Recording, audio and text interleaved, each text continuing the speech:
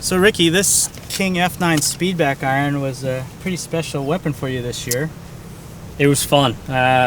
You know, for me, I've always played a 5-wood and switched in and out some sort of driving iron, whether it was a 2-iron, some sort of hybrid.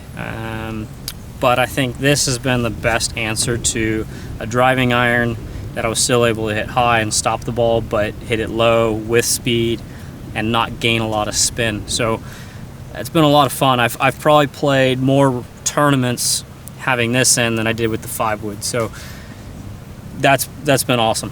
It's funny, you know, utility irons, driving irons, they're all in the mix. This happens to be just a game improvement 4-iron that you tried at a media launch and really fell in love with it. What we wanted to do this year in R&D is create the same type of performance in this new SpeedZone iron, but take the center of gravity and push it a little bit lower, which is going to give you a little bit more penetrating trajectory, a little bit lower spin. And what we did this year is added, for the first time ever, a carbon fiber top line to an iron.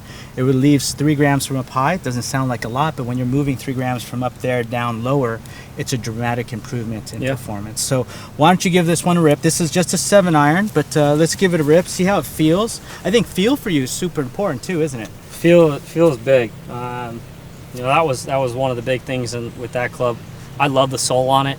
Helps shallow out when you do go down at it. Having all that weight at the bottom helps you launch the ball.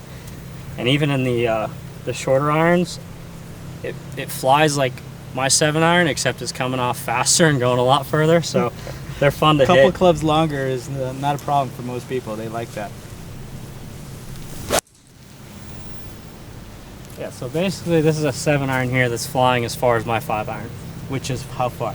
That probably flew 210 right there. 210, and your normal. We got a little help. So I'd say, yeah, normal 5-iron for me is 215. I wouldn't be surprised if this got there. And your normal 7-iron is about 179, 180, right around there?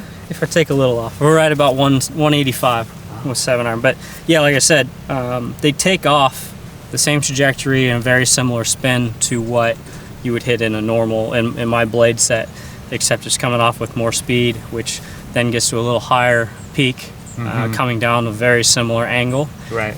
Except it's flying a bit further. Well, as you know, these irons are a lot stronger lofted. And what we're trying to do in engineering is, yes, we want the lower loft for more speed, but we owe it to the golfer to make sure it launches the same and is able to stop on the green. Because today, some of these 5-irons and 4-irons are flying so low, people can't stop them. And that's why we lower the CG. We work hard to do that. And then on this iron, we have a special face. It's called a power shell face. And it actually welds on the front and perimeter and welds all the way down in the bottom down here, and it flexes at the bottom even though you're hitting it in the center, and that gives you not only speed but a little bit of launch. All of that contributes to higher launch, lower spin, and ability to stop it on the green even though you hit it 20 yards further. Yeah, and for me, even with it being, you know, it's a bigger face. It's a game improvement club. It's very forgiving. That's why the 4-iron for me as a driving iron has been awesome. But there's not a whole lot of offset to it. It still looks good. It doesn't look like the face is so far behind you. It's a clean look.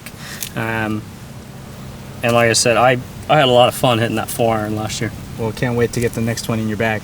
Sounds good.